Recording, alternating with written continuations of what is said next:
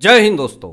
MLA बनने के बाद आर्जिकर पीड़िता की मां का एक बहुत बड़ा बयान ममता बनर्जी के खिलाफ सख्त कार्रवाई को लेकर के एक बड़ी स्टेटमेंट सामने आती है। आर्जिकर पीड़िता की मां ने ये मांग करी, सख्त कार्रवाई के लिए मांग करी नरेंद्र मोदी और अमित शाह जी से, और कहा कि सिर्फ और सिर्फ मेरी एक ही इच्छा है, मेरी एक ही मांग है कि मेरी बेटी को इंसाफ मिले। मुझे ममता बनर्जी को जेल में देखना है, ममता बनर्जी को जेल में जाते हुए देखना है। ये मांग करी आर्जिकर पीड़िता की मां ने कि ममता बनर्जी को किसी भी तरीके से मैं जेल में देखना चाहती हूं।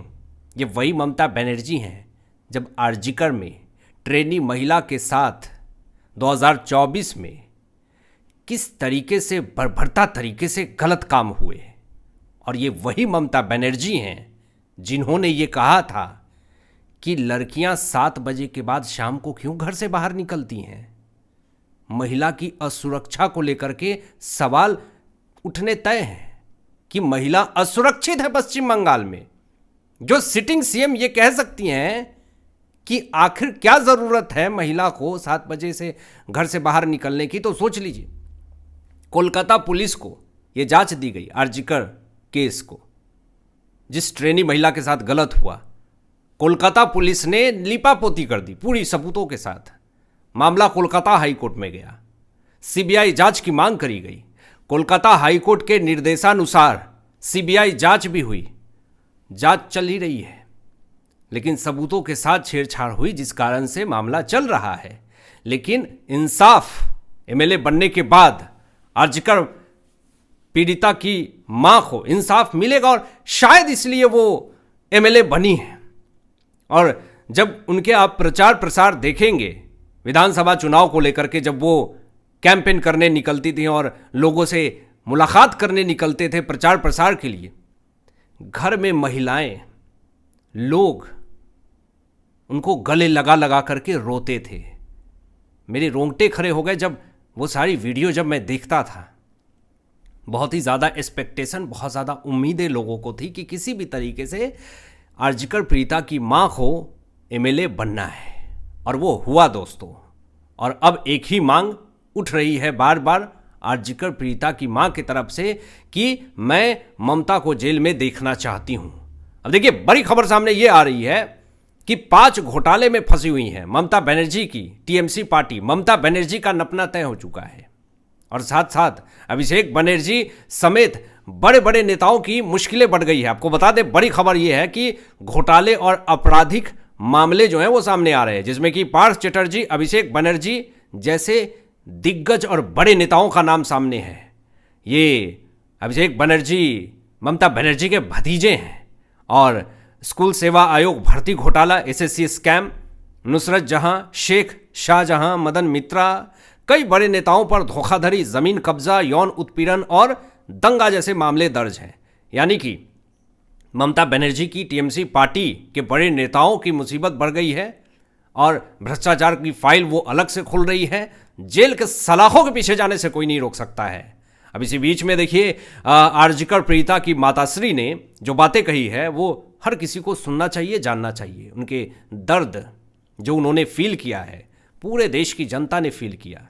सिर्फ और सिर्फ ममता बनर्जी को कोई तकलीफ नहीं थी जब उस ट्रेनी महिला के साथ सेमिनार में किस तरीके से गलत काम करके फेंक दिया जाता है। तो आर्जिकर पीड़िता की मां कहती हैं कि मेरी बेटी सिर्फ मेरी बेटी नहीं है, वो पूरे राष्ट्र की बेटी है।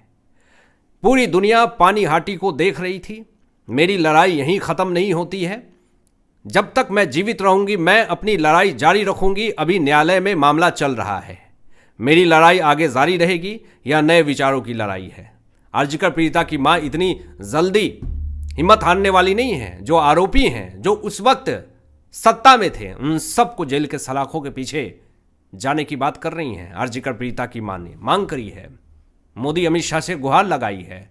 अब इसी बीच में नरेंद्र मोदी का एक बहुत बड़ा स्टेटमेंट सामने आ जाता है दोस्तों।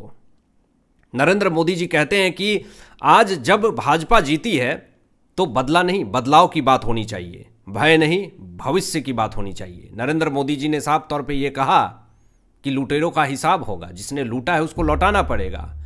और ये भय की राजनीति अब नहीं करने की ज़रूरत है, किसी को डरने की ज़रूरत नहीं है, डर के साथ राजनीति करने की ज़रूरत नहीं है। बेखौफ होकर के राजनीति करें, कोई कुछ नहीं बिगाड़ सकता है। जिसने गलत किया है उसका एक ही जगह है, जेल के सलाखों के पीछे। अमित शाह जी ने भी, नरेंद्र मोदी जी ने भी धमकी दी है। और आपको बता दें, बड़ी खबर सामने ये आ रही है कि आसनसोल में जो गोधुली इलाके में टीएमसी कार्यकर्ताओं के साथ धक्का मुक्की होती है और अच्छे से खातिरदारी की जाती है, लेकिन बड़ी खबर यह आती है कि टीएमसी कार्यालय में तोड़फोड़ की गई है। अज्ञात बदमाशों ने टीएमसी कार्यालय में तोड़फोड़ की है, जिसकी फुटेज आई है सामने, और फर्नीचर, झंडे, पोस्टर, बैनर फाड़ दिए गए हैं। देखिए, टीएमसी कार्यकर्ता बदनाम करने के लिए ये खुद भी, इनके कार्यकर्ता जो हैं वो अपनी फोटो ना दिखा करके वो ऐसा दिखा रहे हैं कि देखो बीजेपी के कार्यकर्ताओं ने हमारे टीएमसी के कार्यालय में तोड़फोड़ करी है। जो भी फुटेज जारी कर रहे हैं ये लोग, उसमें बीजेपी का एक भी कार्यकर्ता नहीं है, ये इसी के लोग हैं। एक पहलू ये भी बताया जा रहा। दूसरी पहलू ये है कि पाकिस्तान में भी आपने सुना होगा कि लश्कर का अननोन आता है, अज्ञात आदमी आता है और काम करके चला जाता है।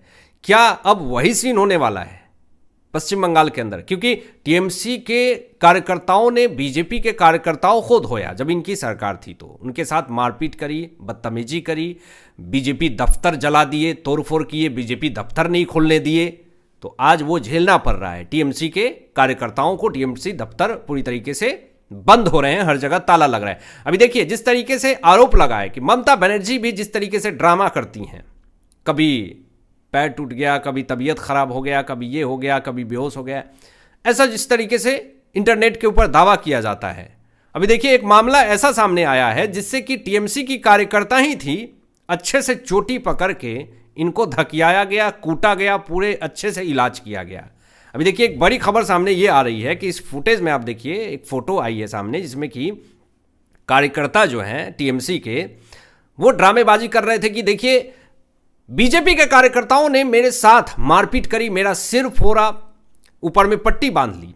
तो बीजेपी के कार्यकर्ताओं ने यह कहा कि कहां पे आपका सिर फूटा है, जरा दिखाइए तो।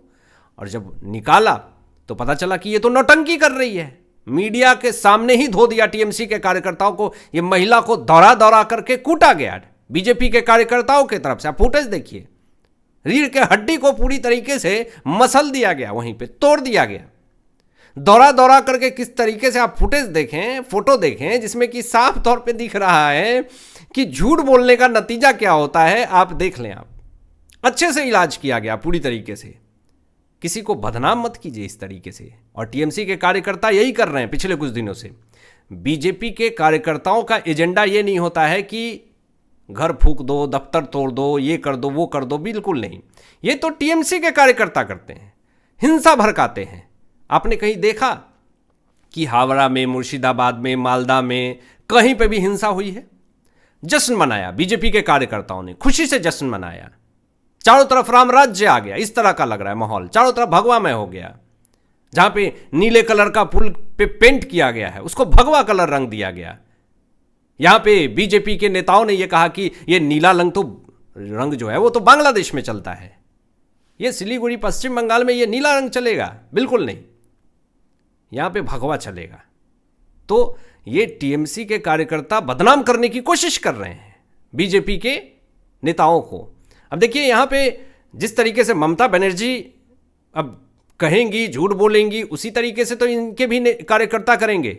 ये कल से प्रेस कॉन्फ्रेंस से लेकर के अभी तक ये यही कह रही हैं कि 3 बजे से वे हमें मार ही रहे हैं, पेट में मार रहे हैं, बाल खींच करके मारा, मेरे साथ बदतमीजी की गई, धक्का मुक्की की गई। ये तमाम बातें ममता बनर्जी कल से कर रही हैं। लेकिन इलेक्शन कमीशन ऑफ इंडिया के तरफ से, उच्च अधिकारी के तरफ से ये साफ तौर पे कहा गया है कि हमने पूरा डेटा लिया, हमने सीसीटीवी चेक करी, हमने सबसे बात करी, लेकिन कहीं भी इस तरीके का कोई भी बर्ताव नहीं किया गया। अगर कुछ भी ऐसा होता तो ज़रूर सामने आता। अभी देखिए, एक पूरी आपको रिपोर्ट दिखाता हूं, जरा ये देखना बहुत ज़रूरी है। जो लोग ये कहते हैं कि बीजेपी जो है वो आई और जीत गई, अचानक कैसे जीत गई, कैसे बीजेपी धीरे धीरे आगे बढ़ी है, ये आपको जानना बहुत ज़रूरी है दोस्तों। देखिए जरा, 2011 में टीएमसी के 184 सीट थे, ग्रीन ग्रीन। 2016 में टीएमसी के 211 सीट हुए, धीरे धीरे बढ़ा, ग्रीन बढ़ा। 2021 में और बढ़े, 215 सीट हो गए, पूरा ग्रीन हो गया। अब देखिए यहाँ पे 2011 में कांग्रेस के 42 सीट हुए, फिर 2016 में 44 सीट हुए, फिर 2021 में कांग्रेस के 0 हो गए। अब जरा देखिए यहाँ पे सीपीएम 2011 में 40 थे, उसके बाद 2016 में सीपीएम 26 थी, और फिर 2021 में सीपीएम 0 हो गई। अब जरा बीजेपी के स्ट्रगल देखिए कि बीजेपी ने क्या क्या स्ट्रगल किया। लोग ये कहते हैं ना कि बीजेपी आई अचानक 208 209 सीट कैसे हो गई, सेटिंग बाजी हुई है। एक दिन का मेहनत नहीं है दोस्तों, पहली बार बीजेपी ने यहां पे सरकार बनाया है। अब आप देखिए, ये एग्जाम्पल मैं आपको दिखा रहा हूं, आपको ग्राफ से पूरा समझ में आ जाएगा।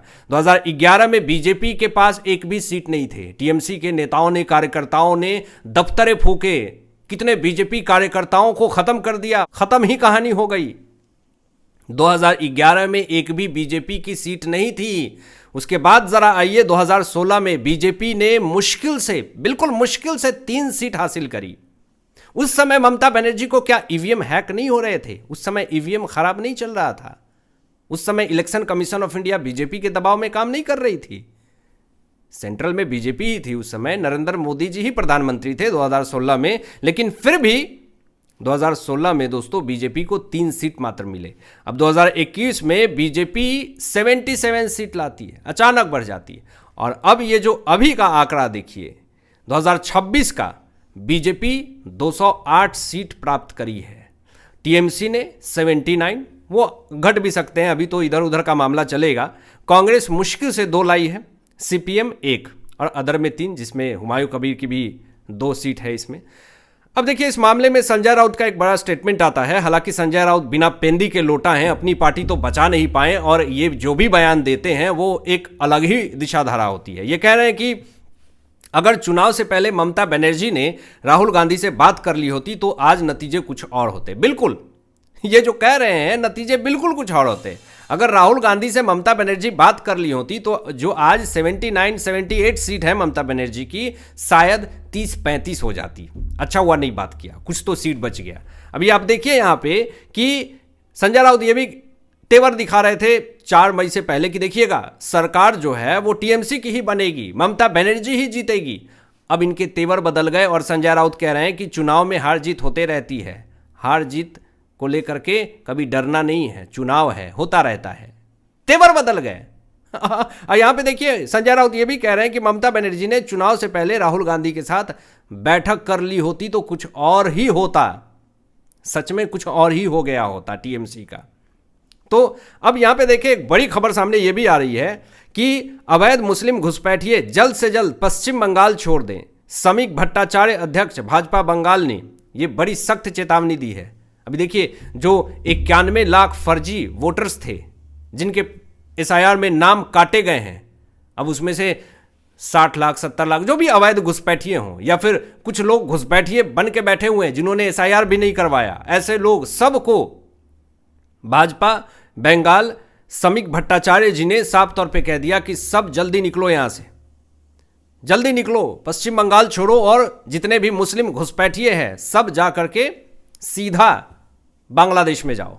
अभी यहां पे देखिए हुमायूं कबीर की तरफ से एक बड़ा स्टेटमेंट सामने आता है। हुमायूं कबीर ये कह रहे हैं कि वही हुमायूं कबीर जो बाबरी मस्जिद बनाने की बात कर रहे थे, हालांकि ये तो होने वाला नहीं है, अमित शाह जी ने क्लियर ही कह दिया, लेकिन वही हुमायूं कबीर को टीएमसी की पार्टी ने धक्के मार के भगाया था, लेकिन उसका बदला हुमायूं कबीर ने ले लिया।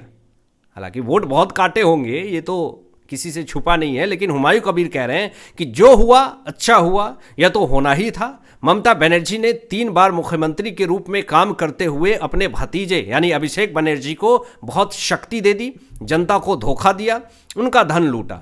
मैं बंगाल की जनता को टीएमसी को उचित जवाब देने के लिए बधाई देता हूं। तो यहां पे हुमायूं कबीर ने साफ तौर पे ये बता दिया कि जो आपने पावर दिया है अभिषेक बनर्जी को, उसकी वजह से ही भ्रष्टाचार हुआ और इसकी वजह से ही आपकी सरकार गई। आपने जनता का जो धन लूटा है आपके ऊपर भी कार्रवाई होगी। यहाँ पे पश्चिम बंगाल के बीजेपी पूर्व अध्यक्ष दिलीप घोष जी कहते हैं कि ममता बनर्जी का कैरेक्टर ऐसा है, न देश की संसद को मानती है और न ही सुप्रीम कोर्ट को मानती है। तो ये है ममता बनर्जी का बर्ताव। अब यहाँ पे शुभेंदु अधिकारी जी भी ये भी कह रहे हैं कि जो भी गुंडा है, चोर है, उन पर भाजपा सरकार आने वाले दिनों में कार्रवाई करने वाली है, बहुत तेजी से कार्रवाई करेगी। जो भी टीएमसी के भ्रष्टाचारी गुंडे हैं, कार्यकर्ता हैं, जिन्होंने भाजपा के कार्यकर्ताओं के ऊपर अत्याचार किया है, सबको जेल जाना पड़ेगा। और आगे शुभेंदु अधिकारी कह रहे हैं कि बीजेपी के कार्यकर्ताओं को मारपीट करने की जरूरत नहीं है, टीएमसी के जैसे गुंडागर्दी हम लोग नहीं करते हैं, ये हमारे भाजपा के एजेंडे में नहीं है। ये क्लियर कर दिया है जो शुभेंदु अधिकारी हैं। और एक और बड़ी खबर दोस्तों सामने आ रही है कि पहले भाजपा ने ट्वीट किया कि हम बिहार को जीतेंगे, जीता। उसके बाद उसी वक्त कह दिया था कि नेक्स्ट वेस्ट बंगाल को जीतेंगे, वेस्ट बंगाल को भी जीता बीजेपी ने। अब उसके बाद ट्वीट ये बड़ी तेजी से वायरल हो रही है कि नेक्स्ट पंजाब, बौखलाहट अब भगवंत मान और अरविंद केजरीवाल के बीच में है। अब वहां से सुपड़ा साफ होना है हमेशा के लिए। आम आदमी पार्टी पूरी तरीके से खत्म हो जाएगी। अब एक बड़ा ही इंटरेस्टिंग इस पर ट्वीट आता है, रिप्लाई आता है कि हे पार्थ, रथ को अब पंजाब की ओर ले चलो, न थकना है न रुकना है, मिशन लोटस। ये बड़ी तेजी से वायरल हो रहे हैं। और शुभेंदु अधिकारी ने एक बहुत बड़ा स्टेटमेंट दिया कि सबका साथ सबका विकास बंद करो, जो हमारे साथ हैं हम उनके साथ हैं। जय श्री राम। कि हमको हिंदुओं ने वोट दिया है तो हम हिंदुओं के लिए करेंगे, मुसलमानों ने हमें वोट नहीं दिया है इसलिए मुसलमानों के लिए हम नहीं करेंगे। एक लाइन में समझा दिया शुभेंदु अधिकारी ने अपनी राजनीति कि क्या हमारी राजनीति आने वाले समय में हम क्या करेंगे, पश्चिम बंगाल के अंदर किसके लिए क्या करेंगे। अब आपकी क्या सोच है इन तमाम विषयों पे अपनी विचार व्यक्त कीजिएगा। मिलते हैं लेटेस्ट ब्रेकिंग एनालिसिस के बाद। तब तक अपना ध्यान रखें, ख्याल रखें। सत्यमेव जयते। जय हिंद।